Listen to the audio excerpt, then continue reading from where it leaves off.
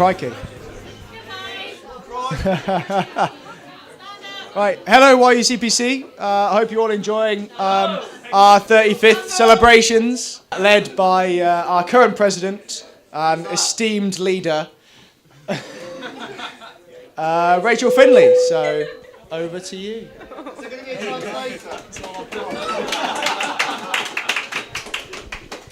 Now, apparently I have to move forward. The first thing I was actually going to say was I'm not going to take too long because most of you won't understand what I say anyway. Feel free to translate amongst yourselves. So as current president, Dan asked me to say a few words about what caving is like today, but I'm actually not very good at it. So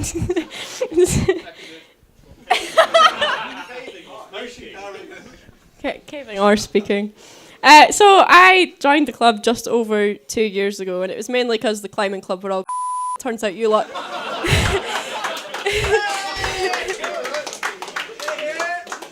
It turns out you lot just wait a couple of months before you all turn into anyway. But actually, since joining YUCPC...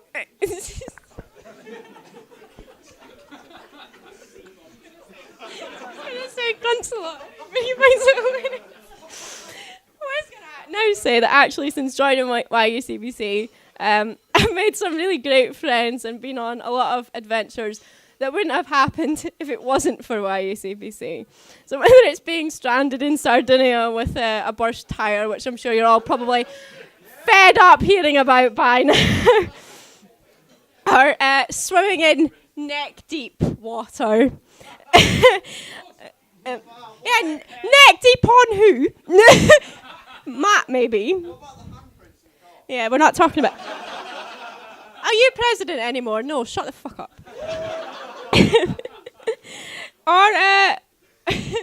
Or finally making it to more than 600 metres underground in Dermator, or just simply descending dihedral into GG main chamber. None of these things would have happened for me if it wasn't for YUCPC. Some of those memories I maybe like to forget, such as the fucking handprint that you keep bringing up.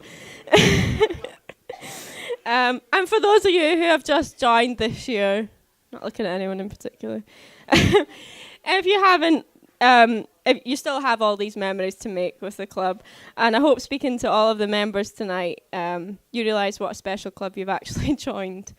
YUCPC is not just actually about caving. Sometimes we make it down the caves. But I feel most of the stories that are probably told here tonight are highlight the friendships that everybody makes in the club over the years.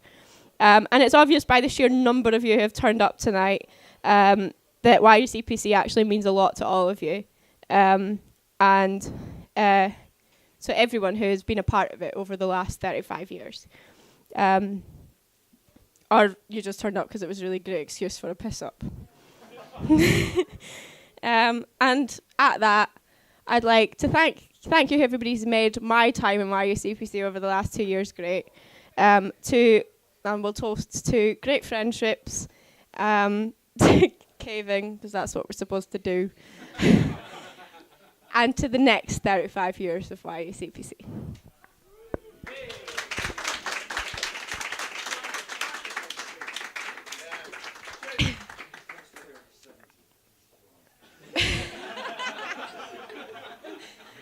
Some of us might be around still. So, I now believe that somebody who is an inspiration to a lot of us in the club and an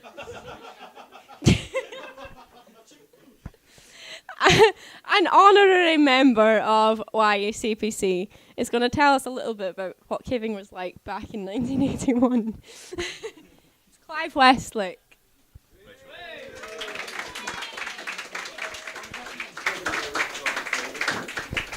Thanks, Rachel.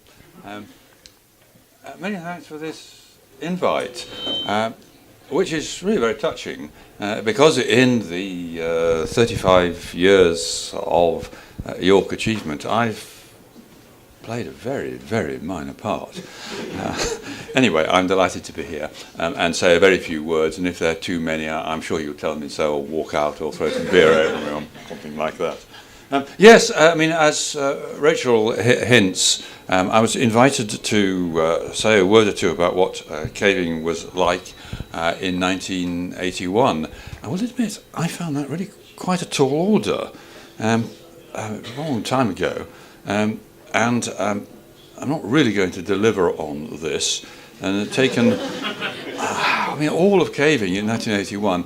I've taken an easy way out, and I have here my own logbooks from that year, from which I will tell you, instead of some lengthy and learned analysis of 3.5 decades, just a few of my own experiences all those years ago.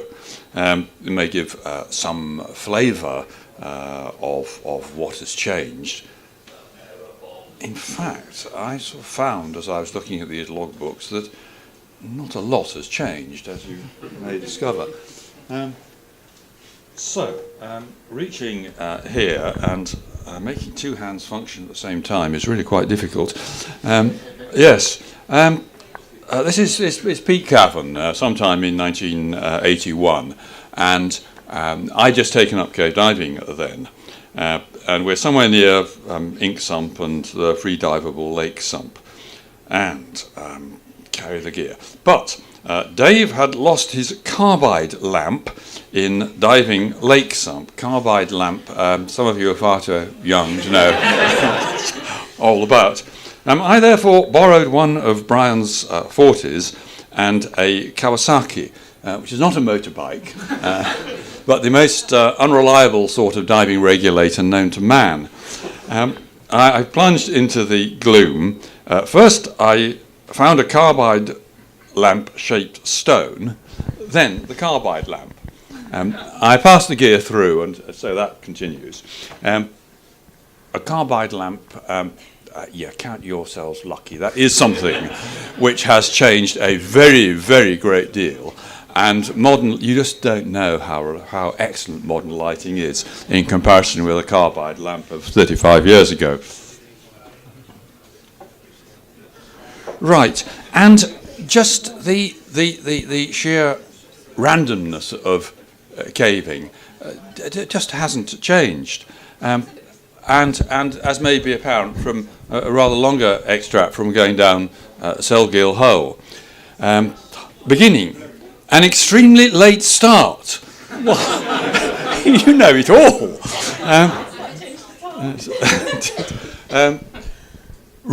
Before a team of varying enthusiasm, preparedness, and equipment was assembled. Mainly at the instigation of John. Various Craven Pothole Club adventures in Selgill have not produced the expected caverns measureless to man, but the latest point of interest is a collapsing choke in the main chamber. We went up the track carrying a digging rope and explosives. I did have a perfectly legal explosives license in those days. Where do we go here? Yes, by the time I arrived at the choke, John, who's John Cordingley, someone will know, and Graham Proudlove, had tied the rope to a perilously poised boulder, threaded it through a runner, and found it was not long enough. I went back to request an extra rope from the last pitch. We now established ourselves on the floor of main chamber, summoned the other team in the cave, and pulled. Nothing happened. I was therefore encouraged to blow up the choke. You don't seem to believe me. I assure you this was entirely legal. Even though this was the height of the troubles in Northern Ireland, as was made apparent to me when I was applying for a bang license, as it was colloquially called. And I was interviewed by a rather senior policeman who asked me the obvious question of 1981, have you got any Irish relatives? To which I replied, yes. And he began to look extremely interested and asked me to go on. And I said, yes, my brother-in-law is at present serving with 4-2 Commando on the Falls Road. So I got my bang licence. Meanwhile, back down at Selgill.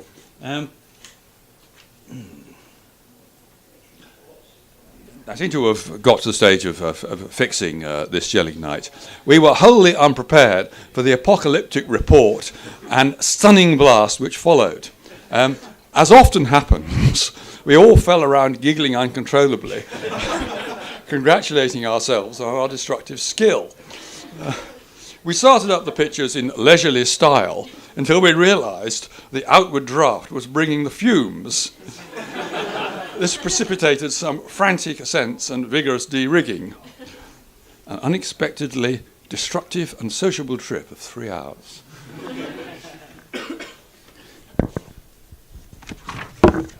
And later in the year. Although, or maybe because they'd got married the day before, Steve and Hilary wanted to go caving and encouraged us to come too. And negotiating some country scarcely known to me, we all met beside Aylburn amid a dismal storm. Excellent shelter was provided by 2 6-foot diameter steel tubes, without which changing would have been extremely nasty. Still frequently is, isn't it? And lastly,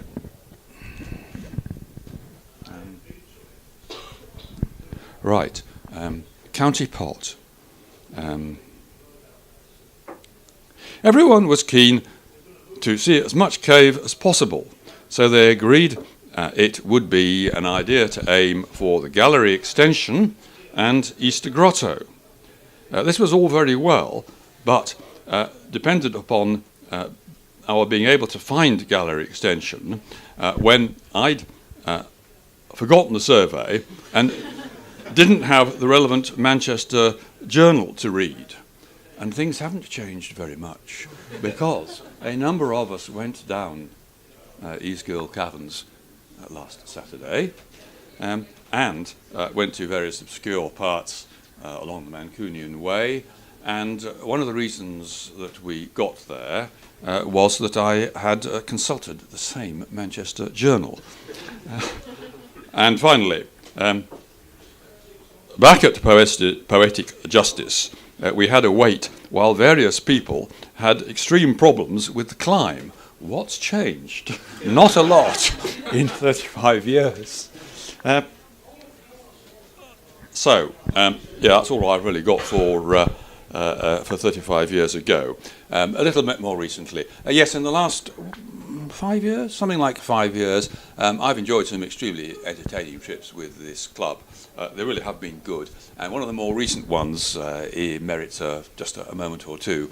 It all began with an email from Rachel here, inviting me to come along to Ingleborough Cave.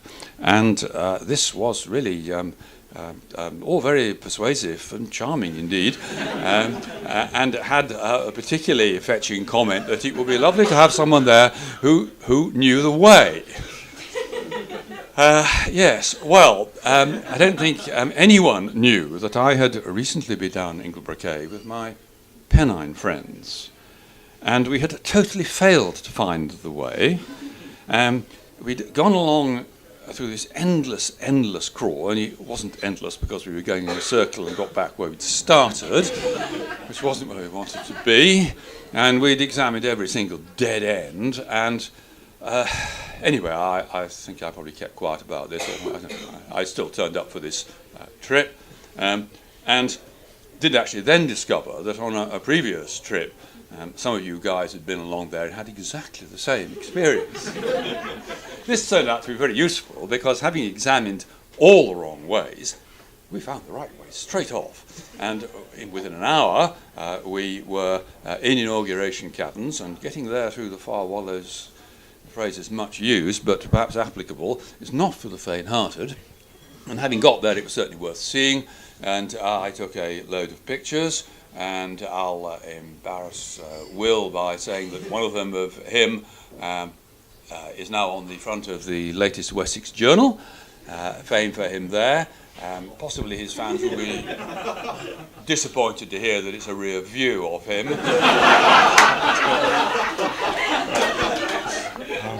And then we pounded out of the cave. An excellent day out. Right.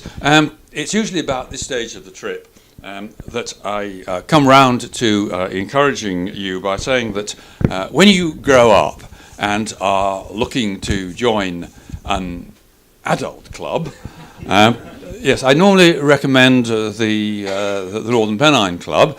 Some of you already belong, or just possibly the Wessex or the TSG, or what about South Wales? And the third week in March of next year in my diary is at present unfilled. Looking around, I am alarmed, deeply shocked, to see that many of you are listening to me so attentively that you've stopped drinking. This disastrous state of affairs can be very easily remedied. I'll stop talking.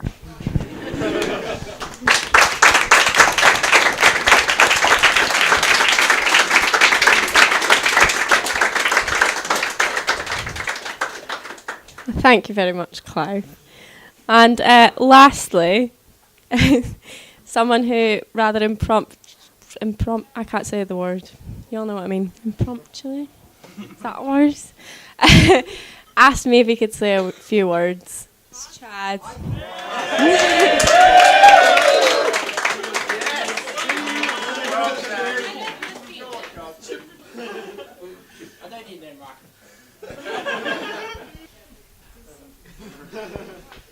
Right, I'll be put on the spot again here. So it's 35 years of scandal. But what we can see is half these scandals are now turned into marriages. So there we go. So freshers, just beware. If you put something on the gossip page, there we go. You see Maz's wife shouldn't have the microphone. But I think 35 years of faff sums this club up. The classic trip is you meet at the container at 8 o'clock, you're down bar pot at 2 o'clock in the afternoon. And then you get back at 5 o'clock in the morning. Classic YUCPC. But I think what YUCPC epitomises over its 35 years, it's like it gives opportunities for everyone to do something a bit different. And I want to thank everyone in the club that allowed me to do the opportunities to go caving. And I think that's what this night's all about, to look through all our logbooks, see what we've been up to. I just want to thank everyone on behalf of Rachel for organising and everyone who's organised tonight. Really good night to see everyone, so thank you very much.